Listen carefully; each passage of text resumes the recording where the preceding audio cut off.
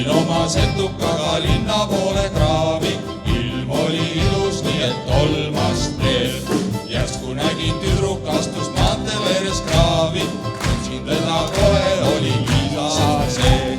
Liisa, väikseline naine, Liisa, kaunisilme naine, Liisa, unelmate naine, aga hobu oli väsind ja piip oli kustud. Liisal olid juuksed nagu viljakõrred kuldsed, silmad olid sinised kui kotigaas.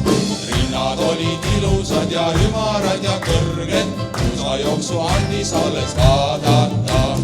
Liisa, väikseline naine, Liisa, kaunisilme naine, Liisa, unelmate naine, aga hobu oli väsind ja piip oli kustud. Võtsin Liisa vankrile ja sõit läks jälle lahti, seal ta mul siis punetas kui lagaõud.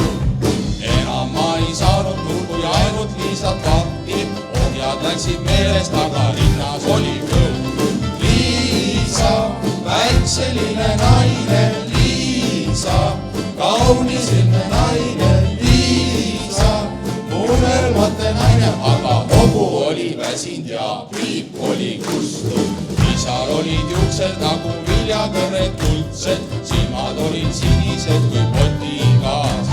Rinnad olid ilusad ja ümarad ja kõrged, puusajooksu andis alles vaadata. Liisa, väikseline naine, Liisa, kaunisilme naine, Liisa, unelmate naine, aga hobu oli väsind ja piip oli kustud. Võtsin Liisa ümber kinni, musu tahtsin võtta, Liisa oli soe nagu värske sain.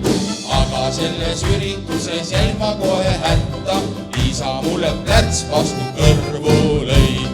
Liisa, väikseline naine, Liisa, kaunisilme naine, Liisa, unelmate naine, aga hobu oli väsind ja piip oli kustud. Liisa, väikseline naine, Liisa, kaunisilme naine, Liisa, unelmate naine, aga hobu oli väsind ja piip